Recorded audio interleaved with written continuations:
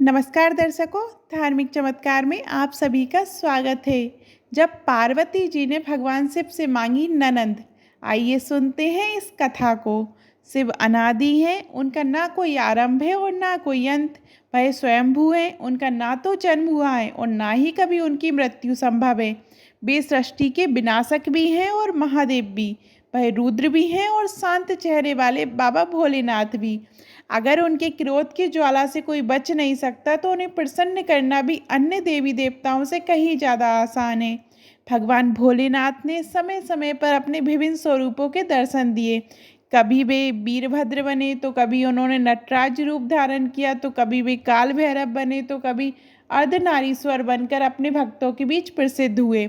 शिव को अघोर तंत्र का जनक भी माना जाता है। यही वजह है कि अघोरी साधक शिव और शक्ति के स्वरूप की पूजा कर सिद्धियां एकत्रित करने में अपना जीवन व्यतीत कर देते हैं।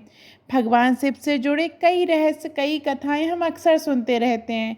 शिव परिवार यानी भगवान गणेश, कार्तिकेय, माता पार्वती जी, इनसे जुड़ी कथाएं भी हम कई बार सुन चुके हैं। लेकिन बहुत से लोग अभी तक इस बात से अनभिज्ञ हैं कि भगवान शिव की एक बहन भी थी।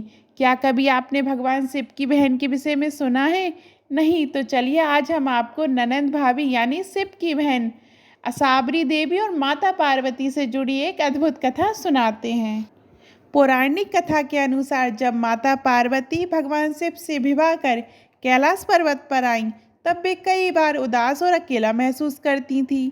भगवान शिव तो अंतर्यामी है, उन्होंने माता पार्वती जी के मन को पढ़कर उनकी उदासी का कारण तो जान लिया, लेकिन फिर भी उन्होंने पार्वती जी से उदासी का कारण पूछा तो माता पार्वती जी ने उनसे कहा कि उन्हें एक ननंद चाहिए। माता ने कहा, काश मेरी कोई ननंद होती। भगवान शिव ने उनसे पूछा कि क्या ननंद के साथ तुम निभा पाओगी? तो इस सवाल के जवाब में देवी पार्वती जी ने कहा, ननंद से मेरी क्यों नहीं बनेगी? भगवान शिव ने उनसे कहा, ठीक है, मैं तुम्हें एक ननंद लाकर देता हूँ।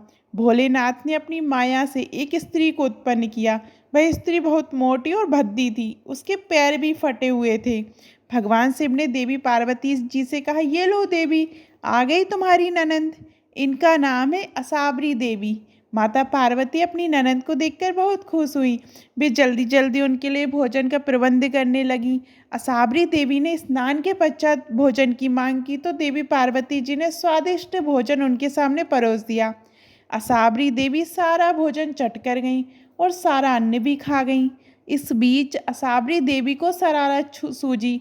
उन्होंने देवी पार्वती जी को अपने फटे पांव की दरारों में छिपा लिया, जहां उनका दम घुटने लगा। जब भगवान भोलेनाथ वापस आए तो उन्होंने अपनी पत्नी को ना पाकर बहुत चिंतित हुए। उन्होंने असाबरी देवी से पूछा कि कहीं ये उसकी चाल तो नहीं।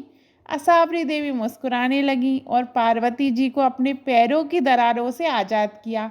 आज़ाद होते ही देवी ने कहा, भोलेनाथ कृपा कर ननंद को अपने ससुराल भेज दें, अब और धैर्य नहीं रखा जाता। भगवान शिव ने जल्द ही असाबरी देवी को कैलाश पर्वत से विदा किया।